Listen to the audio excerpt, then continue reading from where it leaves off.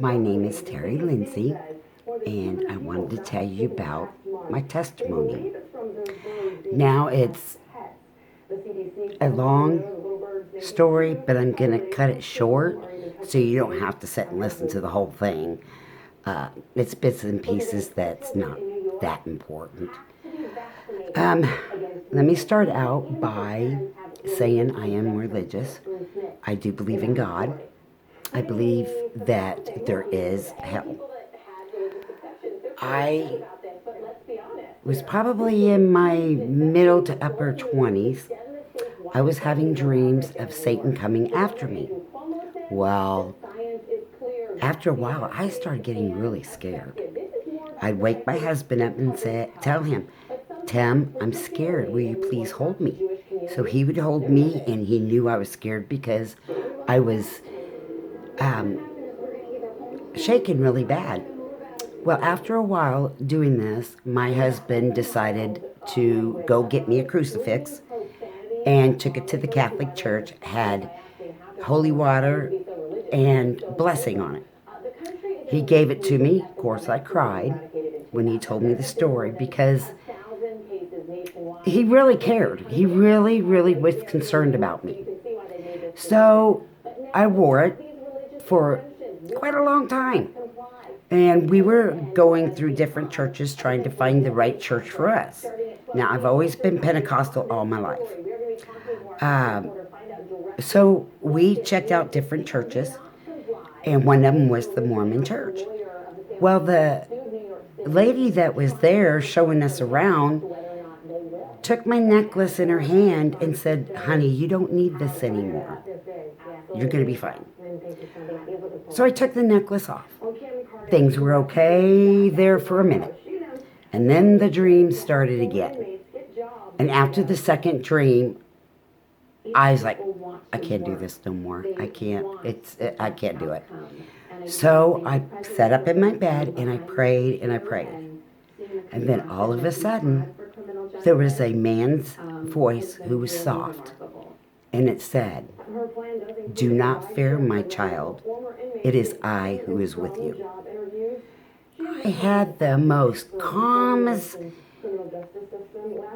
thing coming over me. I was just so calm. And I laid down and went right to sleep. I don't have them dreams no more because I know that God is watching over me. Now, Satan, I believe, goes after people who are weak. And I was weak at the time. And plus looking for churches.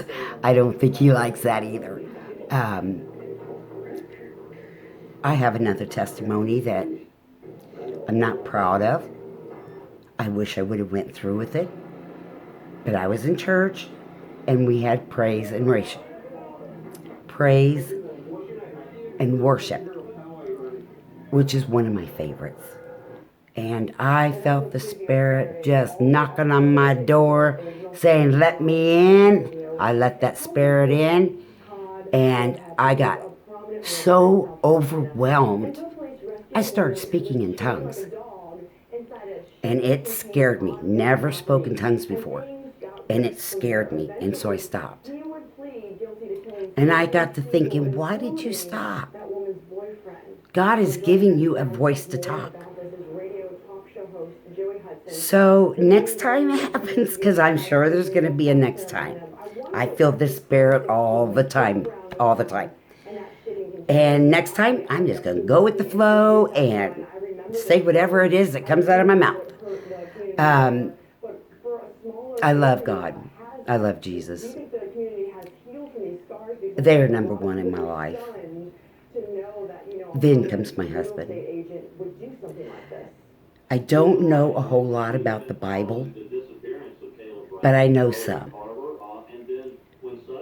I'm trying to find a church that suits me.